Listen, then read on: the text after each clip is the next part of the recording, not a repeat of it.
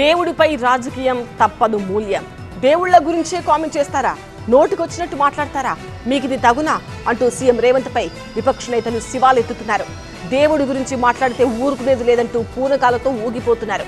అయితే ఎందుకంత scene చేస్తున్నారంటూ Congress counter ఇస్తోంది. పార్టీ నేతల స్వభావాన్ని చెప్పే క్రమంలో దేవుళ్ల గురించి సీఎం రేవంత్ ప్రస్తావించిన వ్యాఖ్యలతో పొలిటికల్ దుమారం రేగింది.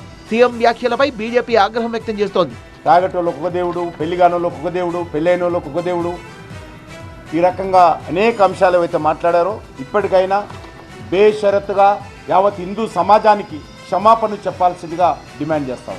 గాంధీ భవన్ దగ్గర నిరసనకు బీజేపీ యువమోర్చా పిలుపునివ్వగా పోలీసులు అడ్డుకున్నారు.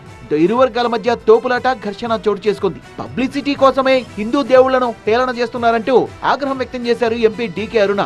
హిందువులపై కాంగ్రెస్ విషం చిమ్ముతోందని, దీనికి ఆ పార్టీ మూల్యం చెల్లించుకోక తప్పదన్నారు. సనాతన ధర్మం గురించి ఏం తెలుసని రేవంత్ మాట్లాడుతున్నారంటూ ఫైర్ అయ్యారు బీజేపీ నేత సాదినేని యామిని. సీఎం అయ్యేసరికి కళ్ళు నెత్తికెక్కాయని నిలదీశారు. చట్టం ప్రకారం కూర్చోబెట్టారు కదా, హిందువులు ఓట్లు వేసారు కదా, ఓట్లు వేసేటప్పుడేమో అమ్మా అయ్యా నేను మీయోని అని అంటారా?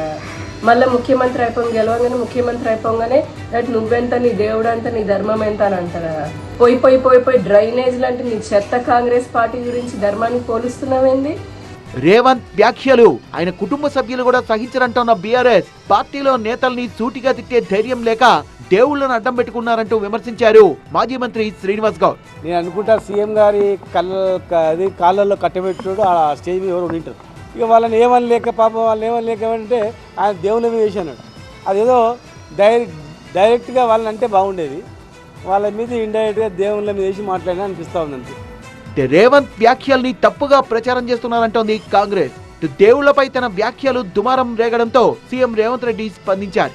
అనవసర వివాదం చేస్తున్నారంటూ చిట్చాట్ లో మాట్లాడారాయన.